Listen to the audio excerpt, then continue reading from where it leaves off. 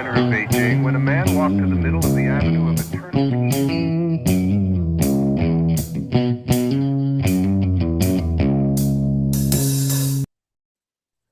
Well, all right. Welcome back to the Survival and Basic Badass podcast with Kevin, Chuck, and Chris.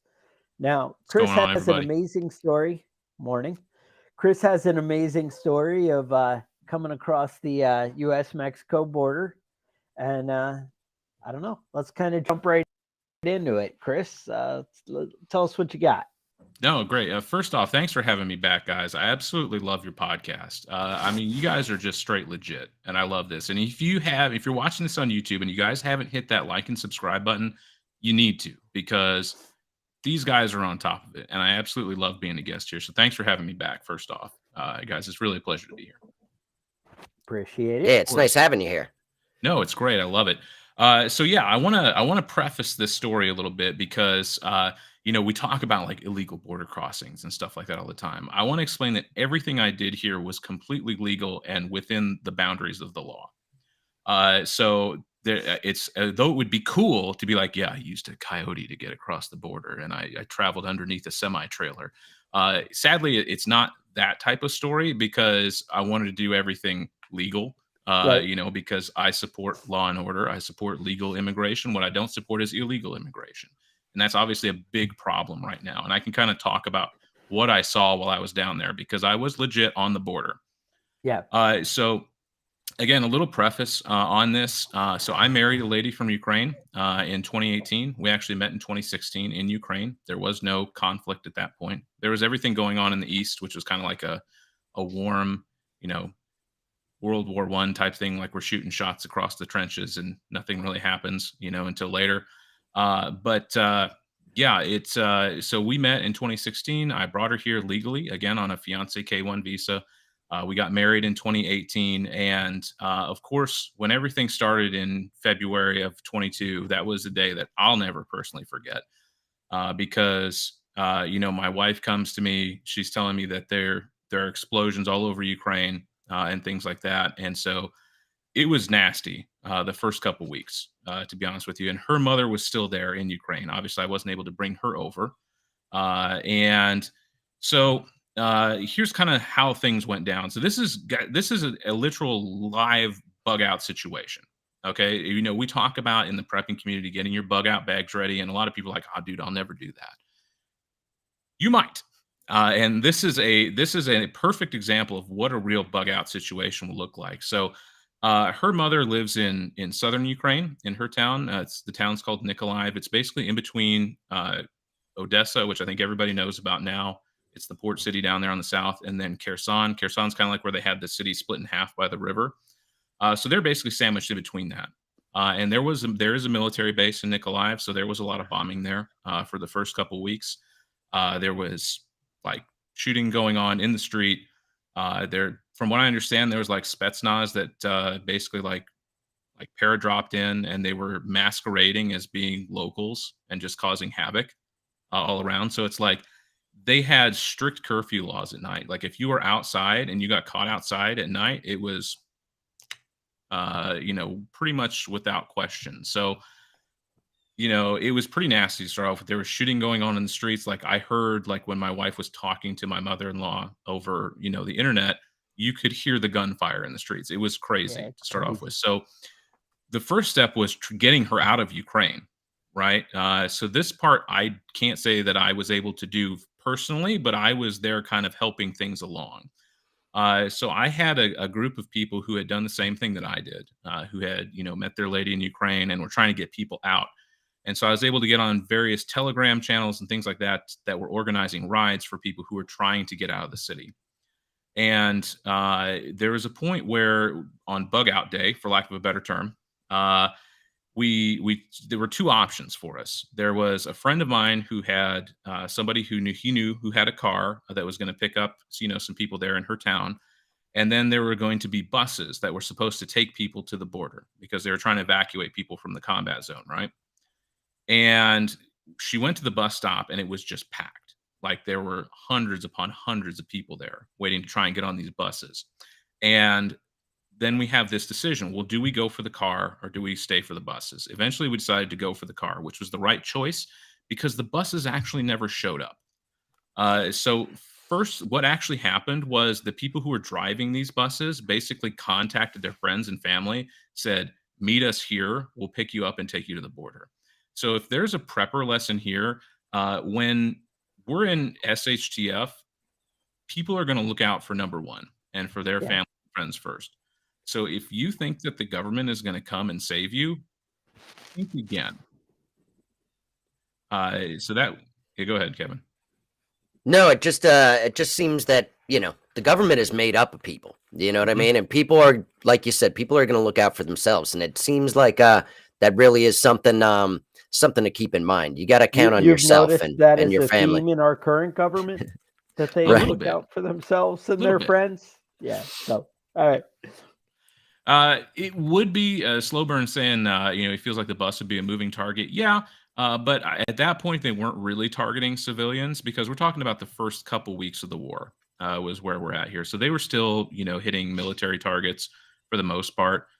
They were hitting train stations as well, but not as much because, again, I think they were trying to preserve the infrastructure at that time. Now that's different now. So we went with the car. Thankfully, the person came to pick her up. They were able to get to the border. They actually went through, what was it? It was Slovakia, if I'm not mistaken. It's right there. I'd have to pull up a map. I can't remember, honestly. But they went through there. They then took the train from there to Austria, and then she went from Austria to Poland, Gdansk, Poland. It's in the northern part. It's there by the sea there on the north. And that's where she stayed for about a month. And during this time, we were trying to figure out how can we get her mother here.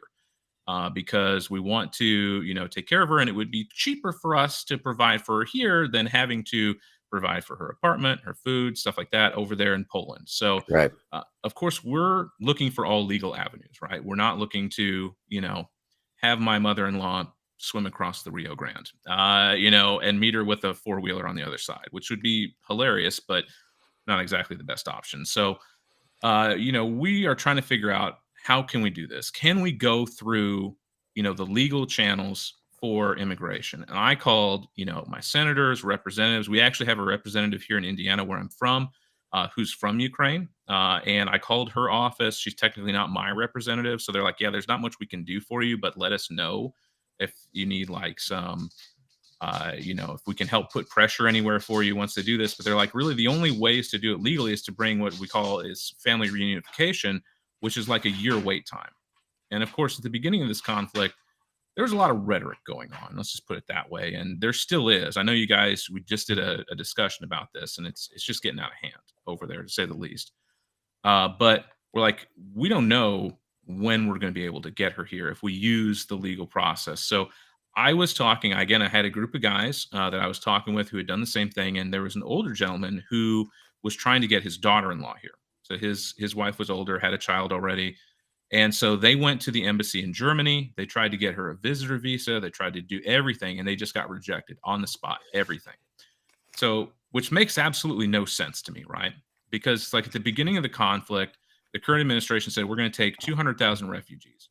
We're not going to tell you how to get them here, which is pretty typical, I would say, for the current admin. It's like, yeah, we're going to do this. We're not going to say how we're going to do it, but we're going to do it because we're awesome and we're big social justice warriors, and we're gung ho. You can tell how I feel about the current administration. I think that that's kind of mirrored here with our audience. That's pretty accurate. Yep. Yeah. So pretty typical, right? So what they found out they could do is you can go to the border, and at any point of entry in the United States, you can claim what's called humanitarian parole. Now, this is why they don't let people transit through the United States without a visa, because the minute you land in the United States, you can request this, this humanitarian parole to stay here legally for a year. Now, that's different than refugee status.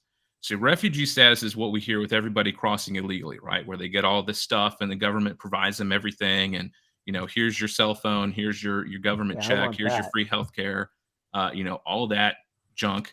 That we're doing for all these people who are crossing illegally. What we had to do with humanitarian parole, there's no support at all. You basically get like emergency insurance only, which doesn't cover anything, I might add. I'll tell you that later. about that. And that's pretty much it.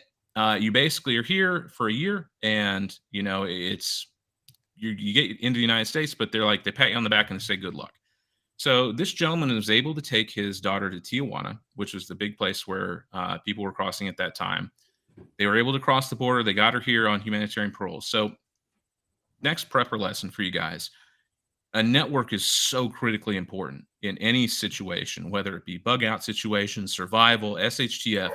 Having that community around you of people who are like-minded, who have the same goals that you are, and who want to survive is so important. So if you guys don't have, like a group of people that you can trust, and you're like, okay, how can we handle this situation?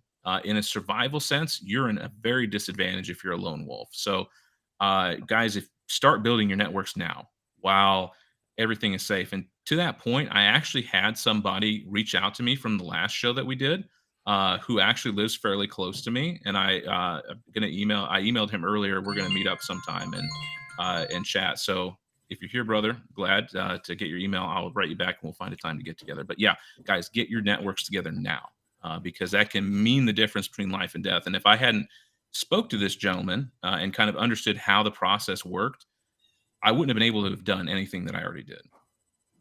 So really important, guys, get your networks together and get going. So I had this phone call with this gentleman. He said, yeah, basically all you got to do is you got to show up at the border with your person, and you're good to go. I'm like, well, that seems simple enough.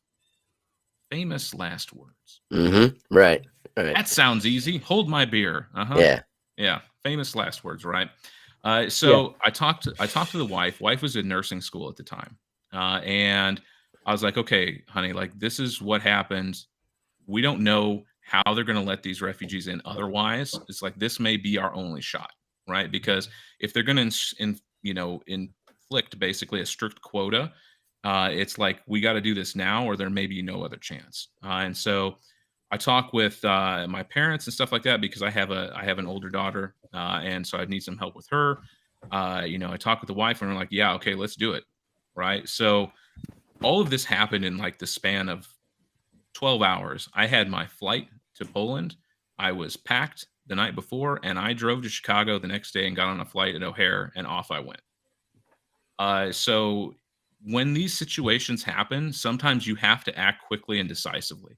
And I think that that's another, prepper lesson that we can have, is inaction is a choice. If you just kind of sit there and decide, I'm not going to do anything, that is the decision. And then whatever happened to you kind of is your own decision. It's on you.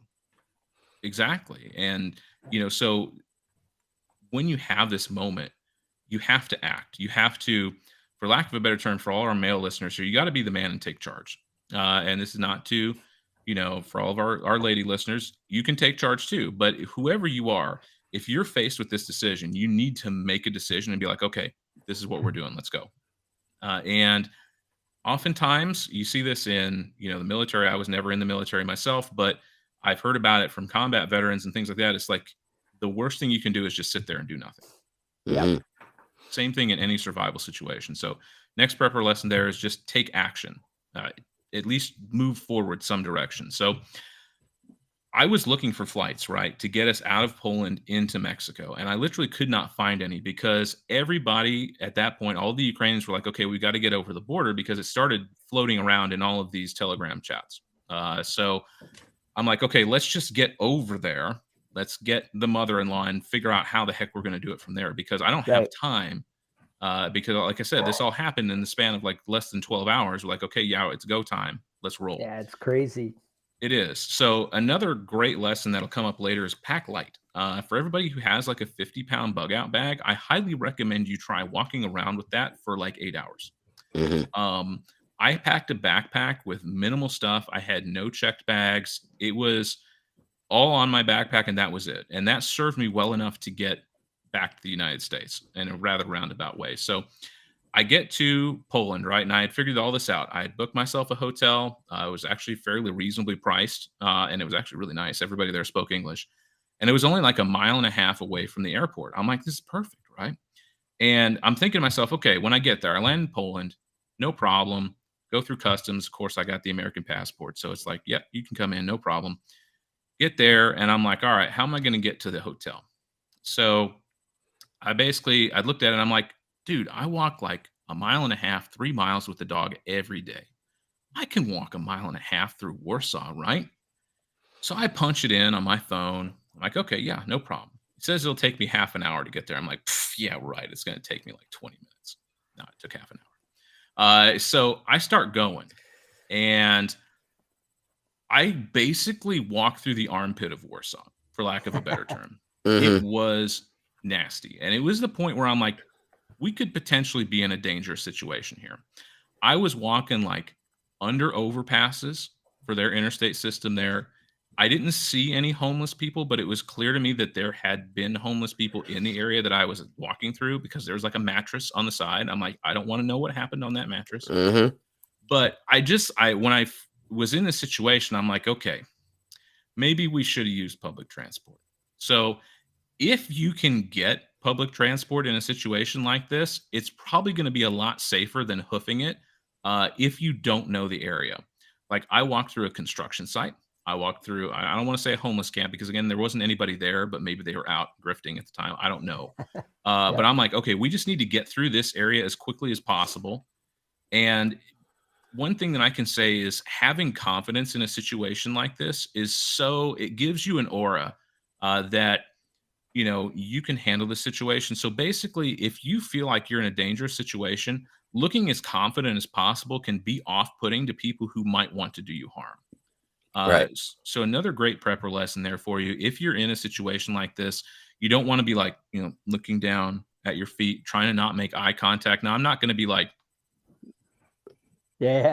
staring somebody down or something like that, trying to give them the 1,000-yard stare, but I'm also not going to appear weak either. Thankfully, I didn't have any type of confrontation, but when I was walking through the construction site, I basically walked through like I was the damn foreman. Or I knew somebody. No one asked me anything. And there were people working. There's heavy machinery going on. I just I'm going. Yeah. Man with a purpose, for lack of a better term. That's right. So get to the hotel, get checked in. Great staff at the hotel. I text the wife. I'm like, okay, I made it. Everything's good. I didn't mention to her the fact that I just walked through the armpit of Warsaw, because she would have been kind of pissed off at me for that.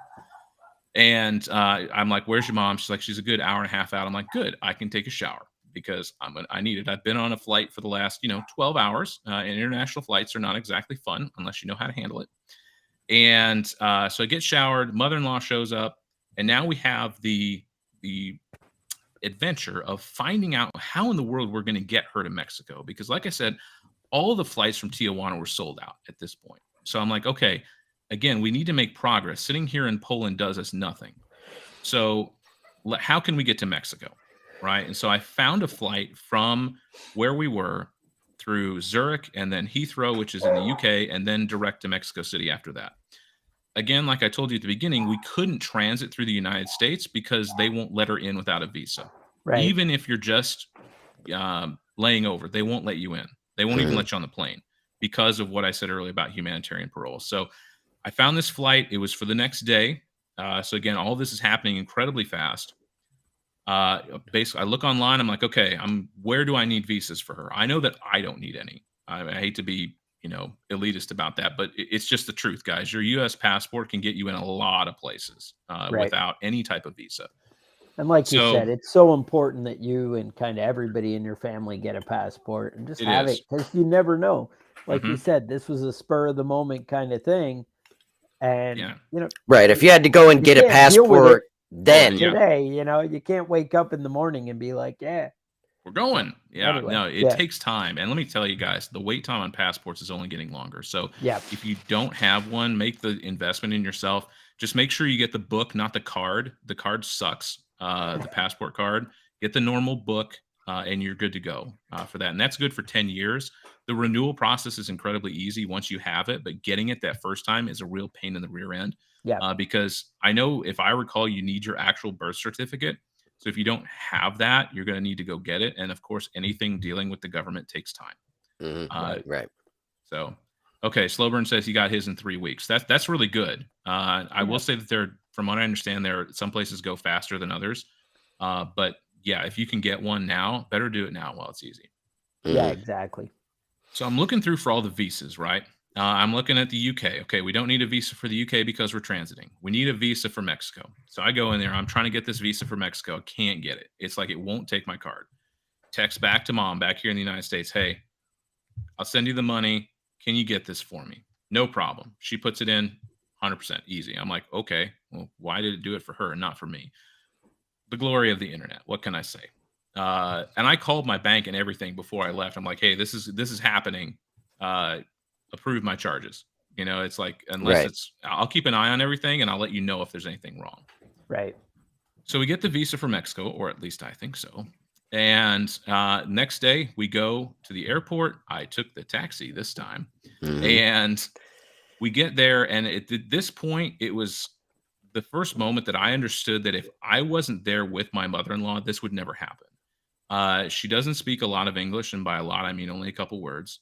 Uh-huh. And again, having that passport with me, having the power The behind the cloud U.S. of an passport, American. Yeah. absolutely. I mean, and that's the thing, guys. If you have an advantage, leverage it when you can. You know, not for evil, but you know, if you can get yourself an advantage in a situation, do it. You know, whether you think you're playing fair or not, because in a bug out situation, in an S.H.T.F situation, I think we're less concerned about what's fair and what isn't. Mhm. So we get to the airport. We have to go get the test, you know, because it was that time when they were still requiring that. And I won't say the word because I don't want to get you guys in trouble. But we went and did that. We go down to get checked in. And of course, at this point, they're like, oh, well, where's her visa for this? I'm like, there it is. They're like, look over everything. And I'm thinking to myself, yeah, mother-in-law would have never made it. If I had just, because Right. one of the gentlemen that I talked to, like, oh, yeah, I just sent her to Mexico and I met her in Mexico. My mother-in-law had never traveled international before. And Mhm. it's an experience if you've never done it. So, you know, I had everything there ready for her. I was there with her. We go through. Minute we get through security, Wi-Fi in the airport just dies. So it's like I can't text the wife because it's like I need the Wi-Fi to do that. So she has no idea what's going on. So prepper lesson for you here: expect things to go wrong in your journey. So don't expect that plan A is going to be the plan that works for you the entire way, because there are so many different variables in these situations. Something is going to go wrong, but being able to think on the fly and act independently is critical for survival in these types of things. So yes, you have plan A, but have plan B, C, D, E, and F all the way through Z, and be able to adjust. That's a critical thing, because if you can't adjust on the fly with these things, you there's a saying. It's like, you know, we make plans and God laughs. You know, I think that that's very accurate in situations like this, because nothing ever goes to plan. And I can tell you, this trip, nothing went to plan. So Mhm. have that backup plan ready. Yeah. Do you guys want to say something? Okay. No, Sure. no. Okay. You just look like you're ready. I didn't want to cut you off. So I'm like, okay, the wife has no idea what's going on. We're going to Zurich next. So I'm like, all right, let's go to Zurich, and hopefully they have Wi-Fi there. So we get on the plane, we go to Zurich. They feed us a chocolate bar, about yay big. It's like a little chocolate square. So yay for airline food. And I didn't have breakfast, and that'll come up a little later. We get to Zurich, we get to our gate, we have Wi-Fi. I text the wife, hey, everything's okay. We just lost Wi-Fi in the airport at Warsaw. Get there, I go to our gate, and there's no plane. And we only had like an hour and a half layover. I'm like, well, this isn't good. And they said, I think it was something like, we'll announce announcement coming at something like 10 o'clock, right? And that was our departure time. I'm like, well, that's not good. So they come on the intercom. They basically say that our flight had not left Scotland at that point, and that they were going to be an hour and a half to 2 hours late. I'm like, well, that means our connection is shot, because we only had about 2 hours in Heathrow. So I was hopeful that maybe our flight to Mexico City got delayed too, but sadly that was not the case. So plane shows up, we get on, we get to Heathrow about 2 hours late. We got there about 2 in the afternoon local time. They fed us a Nutri-Grain bar, big, you know, big expensive stuff here. And we get to Heathrow, and our flight to Mexico had already left. If there's one thing about most like transatlantic flights, is they usually leave on time for the most part. So I'm like, okay, we're going to have to figure out how we're going to do this. Now, I, of course, did not have a visa for the mother-in-law to stay in the UK. So I'm scrambling, trying to figure out what in the world we're going to do. But I'm like, let's just get our tickets figured out first. So we go to the British Airways ticketing desk. And I am not joking when I say this. We literally stood in line for 8 hours. Wow. Yeah. No food. They gave us water bottles. And so this is a great prepper lesson for everybody. Prioritize water over food. I know in the prepper community, we're like, beans, bullets, and band-aids, right? The big 3 Bs. All about that. But I will say that you can survive a whole lot longer on water than you can on without it. I'll put it that way. So yes, it's going to be uncomfortable. You're going to have those hunger pangs initially, but you can overcome that because they will go away. They don't stay with you like all the time. And Right. I think that's really important because you can mediate that with water and be okay. So at this point, I hadn't eaten basically for about 18 hours. And you're like, oh, that's not that bad. Yeah, you try it and tell me how you feel. So we finally get up there and we find out what happened was there was they said it was a technical problem with the British Airways computer system. I'm saying it was Russian hackers. But I have no evidence of that, but it just felt right. So we get up there finally to the ticketing office. They're like, oh, we've already booked you. Here's your voucher for your hotel. Here's your, your voucher for your taxi ride to get there. Your flight's tomorrow at the normal time. It was like, I think it's like 1 in the afternoon or something like that, local time in the UK. I'm like, okay, cool. I'm like, here, do have a little bit of a problem. It's like the mother-in-law doesn't have a visa to stay here. He's like, oh, where's she's from? I'm like, she's from Ukraine. He's like, dude, she's from Ukraine. I'm like, yeah. He's like, dude, you got no problem. I'm like, okay, good. So here's another thing that you guys can learn. So I went up to the customs officer, right? And I said to the guy, listen, I was talking to the people back at the British Airways booth, and they said to come to the coolest guy at customs. And they said that was you to get this taken care of. And he absolutely loved it. And I think one thing to remember, you're going to be cranky in these situations, right? It's going to be uncomfortable. You're going to be out of your comfort zone. You're not going to, enjoy what you're doing. I just stood in line for 8 hours. I could be pissed off if I wanted to, right? I could have been a jerk. I could have been like, dude, how are we going to effing fix this, right? Yeah. But instead, if you take, a more positive approach, especially when you're dealing with people and you want them to help you, coming at it and making them feel special or, adding some levity to the situation can make a huge difference in your outcome. So the dude laughed. He absolutely loved it. He's like, yeah, what's going on? I'm like, yeah, our flight was, delayed getting here. We missed our connection. I don't have a visa for the mother-in-law. He's like, dude, it's no problem. So whips out his little stamp. He gives her a 1-day visa to enter the UK, and it was no problem, right? Nice. So, we go off to the hotel. Of course, I was texting the wife the whole time while I'm standing in line for 8 hours, and we're trying to figure out what we're going to do. And so we finally get to the hotel, and it was clear to me that they knew there was something going on because there was a special line for British Airways delays at the hotel. I was like, okay, awesome. So I handed him the voucher, and he's like, have you guys eaten yet? And we're like, no. He's like, dude, we're going to keep the kitchen open for about half an hour more. So if you want to eat, go eat now. I'm like, yes, we are going to go eat right now. And I will tell you, that was the best leftover food I had ever had in my life. It was like some Indian dish with like the basmati rice and like the curry. It was like the best curry I'd ever had at that point. So we get that and we get to our room, get our changed, our clothes, because we've been in them for like 24 hours at this point. At least it felt like it. I start looking for flights to get us to Tijuana. So I found one that said that there were seats on it. It was direct from Mexico City straight to Tijuana. I'm cool, book it, right? All good. Get up in the morning, head off to Heathrow, or actually one step back, had breakfast at the hotel. Absolutely best hotel breakfast I had ever had in my life. I mean, they had the absolute full spread out, right? And if you've ever had European breakfast, you understand they have like the cold cuts, the tomatoes, the sliced cheese. They brought us a whole pot of coffee to the table, and I'm like, okay, I don't know when I'm going to eat next. If we learned anything from the day before. So it's like, let's not skip breakfast today. So, had a very nice breakfast, was amazing. Get to the airport. The lines were insane. I mean, insane. There were thousands of people at the British Airway booth. So this was clearly a systemic issue that they were having because a lot of people were delayed. And so they had these little electric check-in stations where you could go just like scan your e-ticket and you're good to go. So the mother-in-law we were only carrying on, right? We didn't have any checked luggage. I asked the British Airway employee, hey, can I try this? Because it's like I don't want to stand in line for an hour. Right. So he's like, oh yeah, if it works, give it a go. Scan our tickets, our boarding passes pop out. I think we're good to go. Go over to security. I will say they are very anal in Europe about fluids on flights. So if you ever fly through Europe, just know that ahead of time. Make sure you're within the limits. We go up to security, and there's like the Star Trek door, right? What you have to do, you go up to the door, you scan your boarding pass, they take your picture, the Star Trek doors open, and you go through. So mother-in-law, not speaking English, there's no way I'm going to be able to describe to her what needs to be done. So it's better to show than to tell, as they say. So I go up there, scan my boarding pass, take the picture, walk through, everything's good, right? So I can see her on the other side. She does the same thing. Scans the boarding pass, red X. They're not letting her through.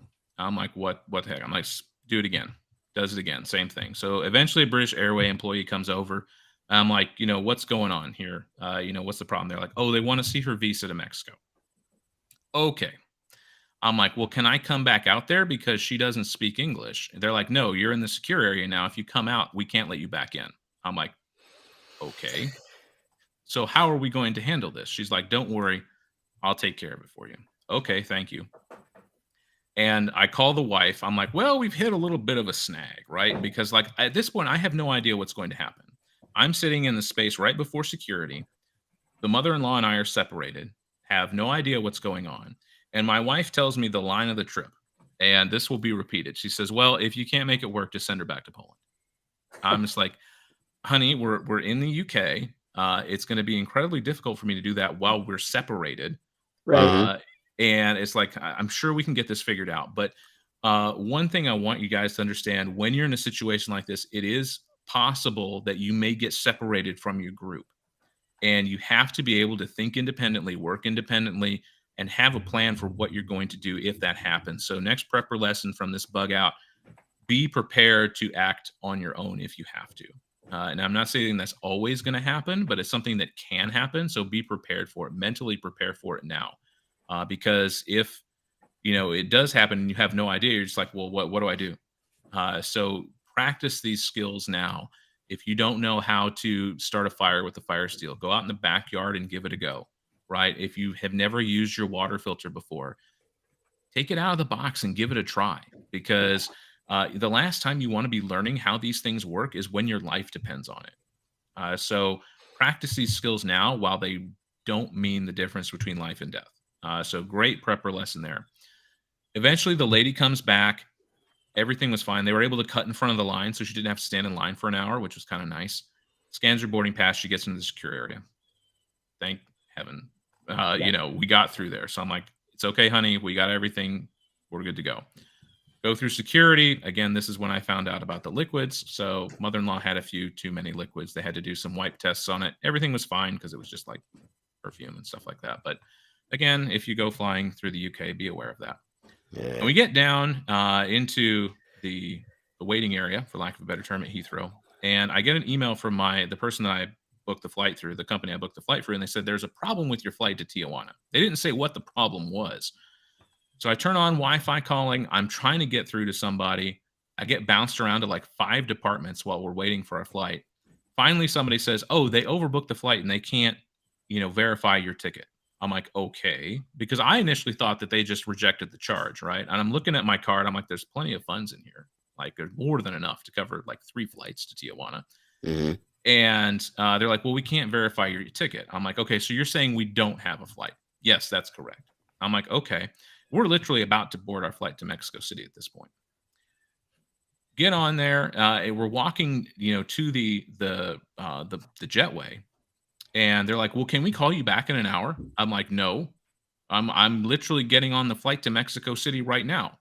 I'm like, can you call my wife and maybe she can kind of, figure this out? Oh yeah. What's her number?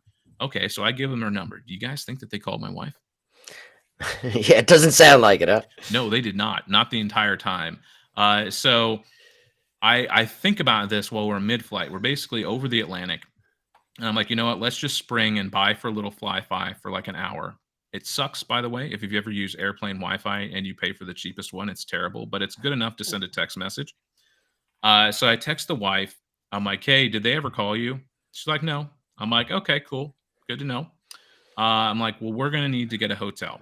And she's like, maybe you ought to have your mom help you out with that. I'm like, okay, because I don't have the bandwidth to like book a hotel on the flight. So I text mom, hey, I need you to get us a hotel because we're probably going to have to stay in Mexico City at least tonight. And the other thing was on the entry form, they wanted to see where your hotel is going to be because they don't want you doing what we did. So she goes ahead and books the hotel for us. We get to Mexico City. The line through customs was ridiculous, not unsurprisingly. We get down there to the guy, and it's pretty clear like it was about shift change time. So he was kind of tired, probably pissed off that he's having to deal with all these foreigners, right? We get up there. He's like, oh, I need to see her visa. I give him the visa. He's like, no, this isn't a visa. I'm like, what are you talking about? This is the visa that you guys said. No, you need to get this other visa. Okay. Well, how do you want me to do that? Oh, you can get that online. I'm like, sir, you understand they disabled the Wi-Fi here in customs? How exactly am I supposed to get this visa for my mother-in-law? And he just kind of gives me the eye roll, right? And he's like, just give me your passport. So I gave her the passport. He walks off. 5 minutes later, he shows up. And he's like, now, next time you come here, make sure you have this visa. I'm like, yes, sir, absolutely. Next time we come here, I'm totally going to have that visa. Mhm. I'm never going back with that visa, guys. I'll just tell you that right now.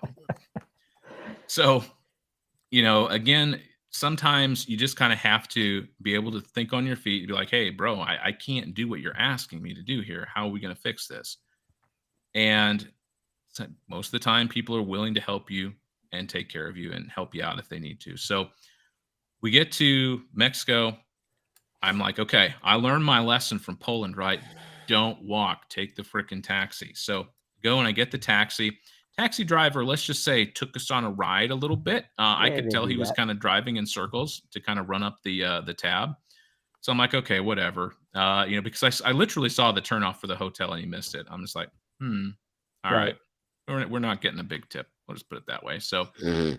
we pay him, we get there, we check in, lovely place, go up to our room. I look out the window, I can see the airport, and I literally see a walkway from the hotel to the airport. So it's like the one time I should have walked, I didn't. And the Mhm. time that I shouldn't have walked, I did. So it was kind of like my running joke. It's like, okay, obviously I don't know when to take the taxi and when not to take the taxi. But yeah, it would have been nice if they would have mentioned, oh, yeah, you can just walk to the hotel from here. But yeah, he wanted to get his fare. So good for him. I hope he needed it. We get checked in. I figure out, okay, we got to start trying to figure out how to get out of Mexico City because let me just be honest with you guys. Mexico City is not a safe place. It's pretty nasty. I will say from the view from our hotel, which was connected to the airport, I could see like slums for lack of a better term. It Mhm. was, I'm not going to say that I heard like gunshots or anything like that, but it was funny because I was texting with some of my friends. They're like, dude, you going to go out and try the tacos there? I'm like, are you freaking kidding me? It's like, no. Mhm. So always be aware of your surroundings in a bug out situation, guys, because your personal safety is your own, business at that point. And you're in a foreign country, you have no idea what's going on. Like we talked about at the beginning, cartels are a big issue, and Yeah. especially now they're even worse. You see about people. Yeah, I know that's where the best food is, slow burn, but I am not willing to risk my life. And if I tried that, my wife would have killed me. Yeah. Like, "Oh, yeah, honey, we left the hotel and we went to a taco stand." I'm not sure where they got the meat. Maybe it's like they Yeah. did in, Demolition Man, it was rat Only meat. got mugged twice, and yeah, it's Yeah, Yeah, good. exactly, it's fine. I'll get fake passports, don't worry about it, honey. No, thankfully, we did not do any of that. But that night, I was looking for a flight. I found a flight to Monterey, which is a pretty big touristy area. And so I'm like, okay, that's at least closer to the border. It's not on the border, but it's in the right direction. And we're getting out of Mexico City. Let's get it. It was stupid cheap. It was like $100. So I get us the flight. It was for that night, actually, at like 4 in the morning. So I'm like, all right, let's get cleaned up. Let's get packed up. Yeah, dog tastes delicious. I'm sure it does, Mayhem. I don't know how you know that, and I don't know why how you figured it out, and I don't want to know. So don't tell us the story there, brother. So we get packed up. I drop the key off at the desk. We go down to get checked in. It's just like British Airways again. We're literally standing in line. No one is moving. And it's like we're standing and standing. I'm like, we're not making this flight. There's literally no way we're making this flight. So I'm like, okay, we missed this one. Again, it wasn't a huge financial loss, so I wasn't too worried about it. But I'm like, how are we going to figure this out? Because we can't just sit here in Mexico City, right? This isn't accomplishing anything. So I'm texting with mom. I'm texting with the wife. They're sending me flights. I'm like, all of them are booked. Like, there's nothing. So she's like, why don't you just go to the ticket counter? So I go to the ticket counter, and we had been talking about where we were going to cross, because at this point everyone was going to Tijuana. And what they were doing, if you remember this back then, they were setting up like hostels, for lack of a better term, in gyms. Like, they were putting up cots for all of the refugees coming through who were claiming humanitarian parole from Ukraine. And so they're like, it's going to be like a 2 to 3 day wait in Tijuana when we get there, just to get our number called. So they're like, there's another crossing at Mexicali or Calexico, depending on which side of the border you're on. Why not try there? Okay, cool. So I go to the ticket booth, but I'm still having Tijuana in the back of my mind, because obviously they know what to do there. So I go to the ticket booth, and I'm like, can you get us to Tijuana? Oh yeah, we can get you there in 5 days. I'm like, well, that's not going to work. I would rather not sit in Mexico for the better part of a week. And I'm like, what about Mexicali? Oh, we can get you there in 3 days. I'm like, well, that's better than 5. Hard math on stream, but 3 is less than 5. So yes, Tacos del Labrador, absolutely the best. You guys are hilarious. I love your group here. This is a great channel. So I'm like, okay, let's take it. We have no other choice at this point. So another prepper lesson for you. Sometimes you're going to get delayed, guys, and you have to be prepared for that, because there are situations that are just out of your control. When you're in a bug out situation, there are a lot of things that are not within your sphere of control that you can't handle, and you have to roll with the punches. And I think that we have this idea of what our bug out's going to look like, but there are so many factors pulling you in different directions that you have to be ready for things to go wrong. And so, basically, I'm like, okay, this is what we're going to do. We're going to Calexico, Mexicali, book the flight. Of course, at this point, the credit card company had stopped allowing charges to my card. So I had to call them from Mexico City. Like, no, I'm legitimately trying to purchase this flight. Well, we noticed that you purchased a flight for today as well. Yes, I know we missed that flight. Please unlock my card. We need to send you a text. You guys know how it works, right? We had to go through all this while I'm standing at the ticket counter in Mexico City. Right. Good times. So basically, at this point, we camp out in the hotel, for lack of a better term. We did not leave the airport or the hotel the entire time. They had a 7-Eleven in the hotel or the airport. I'm not joking. It was legit 7-Eleven. So you feel like I could have made it faster by donkey, dude. At this point, I felt like it, slow burn. I really did. So it comes to the day when it's time to roll out. So we get all packed up. We're ready to go. And this whole time we had been talking about where we were going to cross the border. And Calexico was fine. There was another town, the most northern entry point into the United States and Mexico is a town called Los Alagones. What this town is known for is basically medical tourism, for lack of a better term, primarily dentistry. If you've never had dental procedures here in the United States and you don't have insurance, you'll find out that it's incredibly expensive, but it's a lot less expensive in Mexico to have the same thing done. So what people will do, they will literally drive down to this town on the border. They even have a parking lot now for people who are going to walk across. You go through and there's like tons of dental offices there. So we're like, okay, this is more safe than pretty much any other border crossing that we found, because there's lots of Americans there. They need our money. And so you're less likely to get into trouble. So seemed like a good idea, but we need to check, right? So I called the border office at Los Alagones. I explained the situation. Can I claim humanitarian from my mother-in-law at your location? Yes, absolutely, sir. It shouldn't be a problem. Called back 2 more times to make sure that I got different people that gave me the same answer. And then I also had my mother call.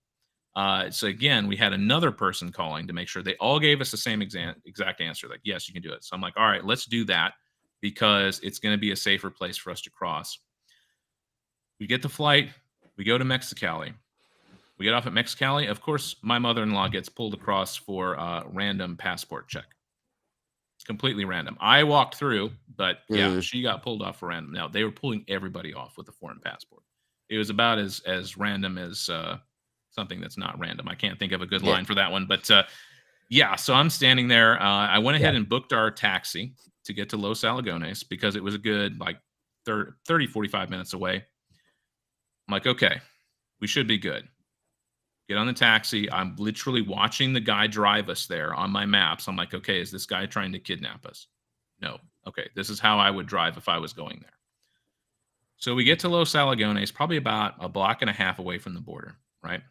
Walk up there, totally fine. Lots of touristy stuff. I mean, it's your classic tourist trap, right? Mhm. Type town there on the border. Of course, we're going past all the dental offices, and I see the border. There's only like 24 people in line in front of us. I'm like, dude, we got it. I can see the United States. And of course, this whole time while the wife and I are trying to figure out where we're going to go, and she says, "Well, honey, if there's any problem, just send her back to Poland." I'm like, "Sweetheart, we're in freaking Mexico City at this point. Yeah. It's like there's no way I can send her back to Poland right now. It's like for a poker term, we're pot committed, right? Mhm. So it's like we're committed at this point. We got to do it. So we get to Los Alagones. I text the mom. I text wife. I'm like, hey, we've got this in the bag, right? Go up there, get to the point where we're showing passports to the guard there. I said, hey, I need to claim humanitarian parole for my mother-in-law. Oh, we can't do that here, sir. I'm like, what? He's like, we can't do that here. I'm like, I called you guys' office yesterday. He said you could. He's like, are you trying to tell me how to do my job, sir? I'm like, wait a minute here, bro. Let's step back here. No, I'm not telling you how to do your job. I'm just telling you what I heard. He's like, well, we can't do that. You're gonna need to step out of line. Okay, cool, no problem. So I made the one critical mistake on this trip of when we got to Mexicali, I should have called the border crossing again. I call the border crossing station. I talk to a manager. I'm literally standing outside their office, right? Of course, there's a nice gate between me and them. And they're like, Mhm. yeah, we can't do that. You're going to have to go back to Mexicali. I'm like, dude, I called your office yesterday and you said you could. He's like, well, why didn't you get here yesterday? I'm like, because I was sitting in an airport in Mexico City. That's why. It's like I could do like Slowburn is telling me, could I just take a donkey from Mexico City to here? I don't think so. So he's like, yeah, you're going to have to go back to Mexicali. I'm like, okay. So now we come to the point of like, how the heck do we get back to Mexicali? So there is no Uber service there, and Uber actually is more safe in Mexico than actual taxis, from what I've read, because you have all that information of your driver and stuff like that. Mhm. There's no Uber service, and I get on my maps, and there's one taxi company in the town, and we start going. And if there is one thing at this point I really would have liked to have, it would have been my concealed carry, because there is no Second Amendment there in Mexico, Right. obviously. And if you need ammo for your concealed carry, make sure you check us out, ammo.com/Chris. Get your free discount coupon. But we get there and I start walking. And of course, the wife is despondent at this point. She's just, upset. Send her back to Poland. I'm like, honey, how can I send her to Poland? There's literally no airport in this town. Um, you know, we've got to figure this out. So I start walking and I have this moment. And this is probably the thing that is going to stick with me for the rest of my life. I'm looking down this street and I have this moment where it's kind of like in the movies where you see like the center of the screen stays focused and everything on the side like pulls back like this. I had this moment looking down the street and I'm like, no, we're not walking down here. Like Mhm. we're not doing this. And so if there is, I've told you guys lots of prepper lessons for this whole story, but if there's one thing that sticks with you, if your gut tells you not to do something, do not do it.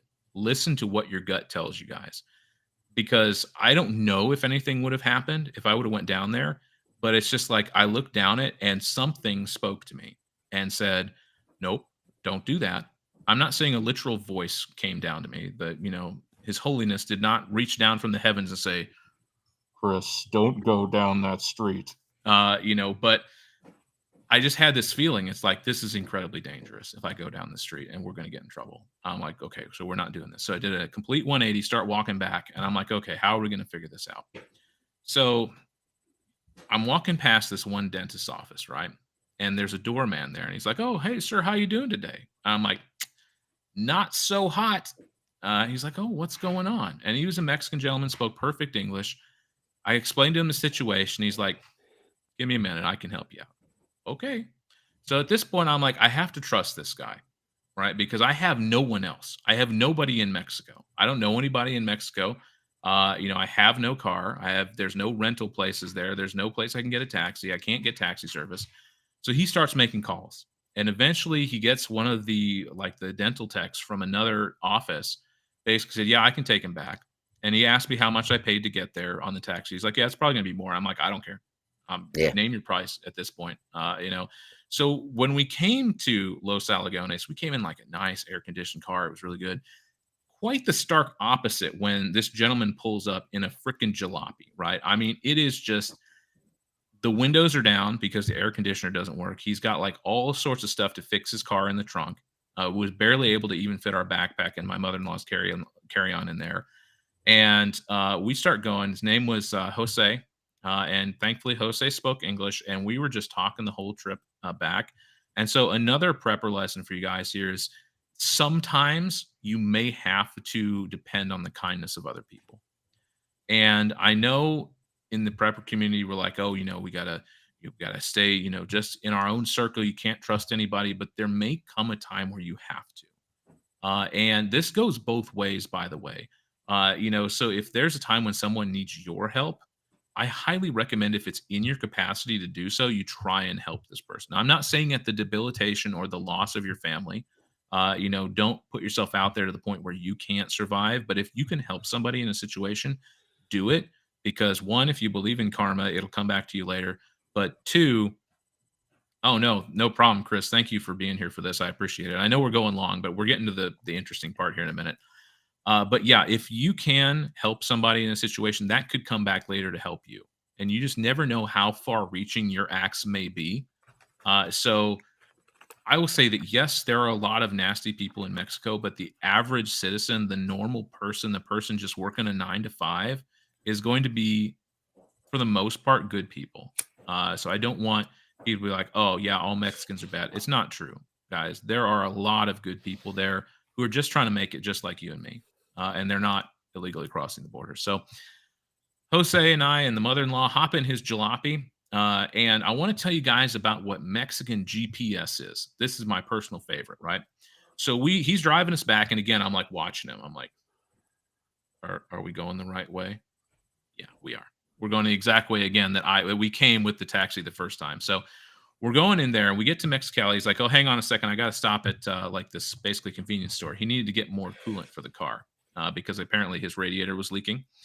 And so at this point, I understand that his transmission also wasn't working because when he got out, he had to literally pop the hood, reach down, push the thing into gear or out of gear. So like his shifter didn't work. His shifter just stayed in the same spot the whole time. So he's manually shifting it by reaching down and actuating the transmission, which was freaking hilarious. But we get there and Mexican GPS, right? You think, oh, we're just going to whip out our smartphone. We're going to punch it in. That's how we do it. No, Mexican GPS is you find somebody standing on the street and you be like, hey, bro, how do we get to the border crossing? Oh, you go down to the taco stand and then you make a left and then it's like half a kilometer up. Of course, I don't speak Spanish. I don't know if that's what he said, but that's what it was. It's like you talk to these guys standing out on the street. Like, how the heck do you get here? I'm not from this town. It's amazing how dependent we are on our phones now for navigation. It is really crazy. is. So it's kind of different. scary, honestly, because if people don't have it, they have no idea how to get anywhere or actually how to just ask for directions. So yeah, another thing, guys, if you can learn, if you have paper maps, I know those are incredibly hard to come by, but if you don't have paper maps in your bug out bag, you are at a severe disadvantage. So get those now, and they're freaking cheap. So especially for your local area, if you're planning a local bug out, make sure you have that. So Jose gets us to the border. He actually accidentally went down the car line, which of course he couldn't go through because one, he's Mexican, he can't cross the border. And through the car line, and two, I couldn't do it. So we had to literally stop. He had to get out. He put the e-brake on, right? Steps out, pops the hood, puts the thing in reverse. He's like sputtering as we go back up the hill. Thankfully, there was several lines that weren't in service, so we were able to back up. And the car died at one point during this, so we had to put the e-brake back on, start the car back up, go out, put it back into reverse, sputter back up to the top of the hill. Turns down the correct lane and gets us right there. I still have Jose's number in my phone. He said, dude, if there's any problem, if you need any help with anything, if you guys can't cross tonight, give me a call. Let me know. I can translate for you. whatever you need, just call me. So I gave Jose a big hug. I gave Jose a big freaking tip too, because without this guy, I don't know Yeah. what we would have done. It's like the mother-in-law would have been stuck in Mexico. I could have crossed, but like, what are we going to do? Right. At that point. So yeah, and be generous if you can for people who help you, because without them, you're going to be up a creek, for lack of a better term. So now we finally get to the border, right? We're coming to the climax of everything here. So we get to the border. We're standing in line. It's not too bad. There's maybe like 50, 60 people going through here. And I'm looking through this. I'm like, where are all the freaking Ukrainians at, right? Because we hear about, it kind of looked like that. That's a great picture there. But we get through the line. We're walking. I'm like, all of these people are like locals or Americans. Like, where's the line for the Ukrainians? Because I had heard that there were people crossing there. So we get up close to the front, and I'm like, those people look Slavic to me. So I tell the mother-in-law, go over, talk to them. She waves me over. I'm like, yeah, okay. These were the volunteers. So what was happening at this point is there were people from the United States who were helping people cross at these borders, who spoke both Russian, Ukrainian, and English. They're volunteers. There were tons of them at Tijuana. I had heard about them. We found them, We found them there while we're at the border, and they're like, yeah, come over here. So we're standing out in the heat for a couple hours. That was fun. And of course, we, again, have not changed clothes, and we'll get to that here in about 18, 20 hours in the Mexican heat. So they called the mother-in-law back. Now, what we had is we have family friends who live in San Diego, and they were going to come pick us up at the border.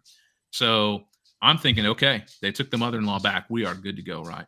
We're doing great. So I text them. I'm like, hey, if you guys want to start coming, go for it, because it's going to take them a good 2 hours to get there from San Diego.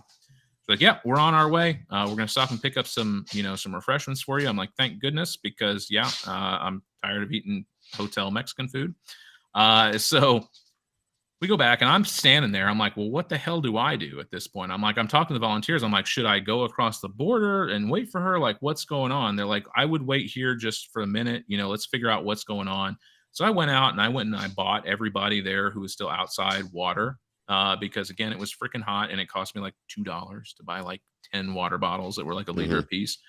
So I bought all that for them, because these people are helping us, and they're giving their own time to help these refugees get across the border. So got everybody out, and then one of the volunteers comes back. He's like, hey, do you want to go sit with your mother-in-law? I'm like, yeah, that's probably a good idea. He's like, okay. He's like, I'm going to tell everybody that you're one of the volunteers. He's like, just don't cause any problems. I'm like, dude, trust me, at this point, the last thing I am going to do is raise a fuss. So we go back there, and it's kind of like the doctor's office is the best way I can describe it. When you're at the doctor's office, you have the front waiting room, and then they take you back to what I like to refer to as the second waiting room, where you wait for the doctor to show up. That's kind of how this was. Now, this was the interesting part. So they had these benches, right? So we're all sitting on these concrete benches, but there was a separate bench for, well, let's just say all the Mexicans. And then there was this other bench for where, all the Ukrainians were at. And so they were, okay, let's see here. Slow burn. Yeah. You went to Mexico all the time. That's cool, man. That's really cool. But yeah, renting a car in Mexico, that would be interesting. I'm kind of glad I didn't do it, but in some ways I kind of wish I had.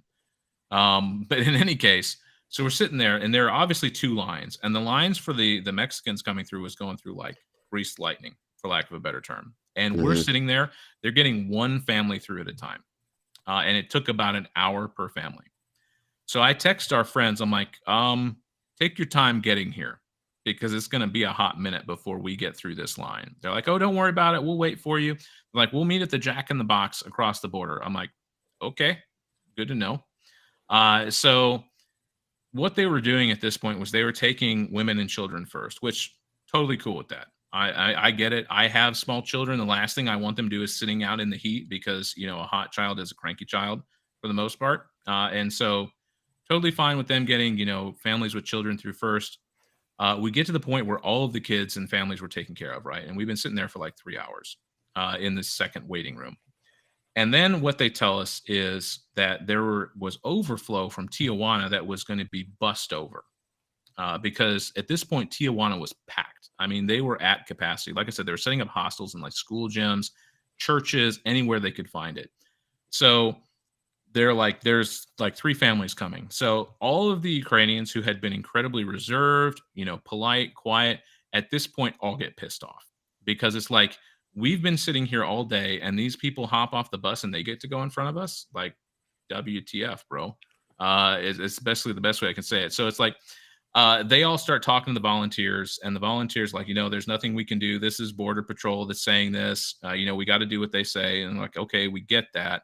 But I'm like texting with the wife. She's like, well, if you can't get her across today, just send her back to Poland. I'm like, honey, are you freaking kidding me? It sounds like she's trying to get her mother to go back to Poland to begin with. Right. I'm wondering if she really it wants seems that her way, there. but it's like she's like, well, we can't spend any more money on this. I'm like, sweetheart, I am sitting on the border. I can throw a rock and hit the United States from where I'm at. It's like, no, honey. It's like, if we can't get through today, there's literally a hotel across the street. It's like, I will get us a hotel room and we will come back first thing in the morning tomorrow. It's like, we are doing this one way or another. And so if I can give you guys some advice as, a prepper, and the puppy's here, she's wanting attention. In these situations, be strong is basically what I can say. You need to be the calm in the storm, for lack of a better term. When everyone else is freaking out around you, you need to be the calm and the rational one, because you are a prepper. You've done the work ahead of time. You know what to do. You know how to do it. So just go out there and do it, brothers and sisters. Be that calm voice in the storm that says, no, we're not going to freak out. We're not sending the mother-in-law back to Poland.